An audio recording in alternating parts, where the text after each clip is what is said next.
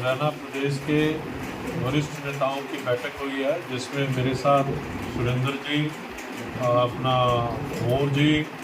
और तमाम पदाधिकारी, समाकांत पांडे पंजाब उपाध्यक्ष और सभी हरियाणा के जो हमारे नेतागण हैं वो इस मीटिंग में उपस्थित थे। पिछले दिनी जो मेवात में और नूह में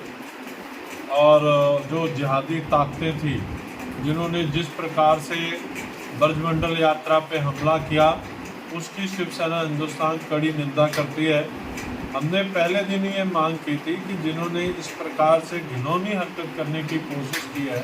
क्योंकि जो हमारे हिंदू भाई वहाँ पे गए थे वो किसी तकरार और दंगे के लिए नहीं गए थे, वो केवल और केवल भगवान शिव जी के प्रति आस्था से प्रेरित होकर उनके प्रति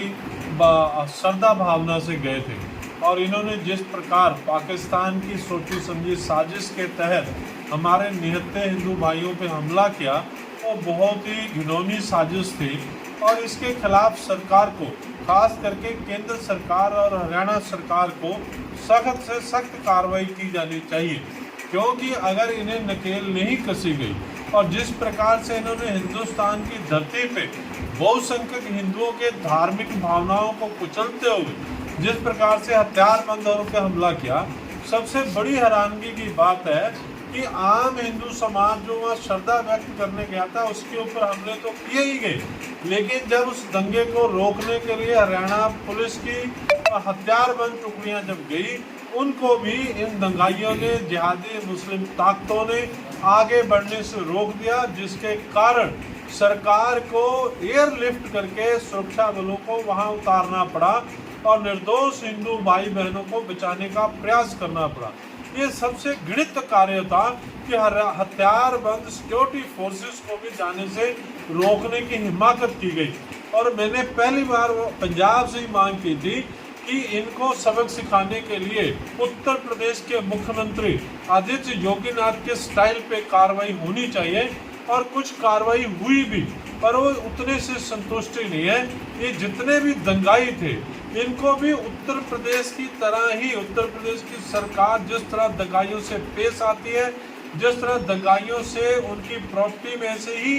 बेच करके और वो जो नुकसान किया होता है वो पूरा करते, उस प्रकार से काम होना चाहिए। और दूसरी मेरी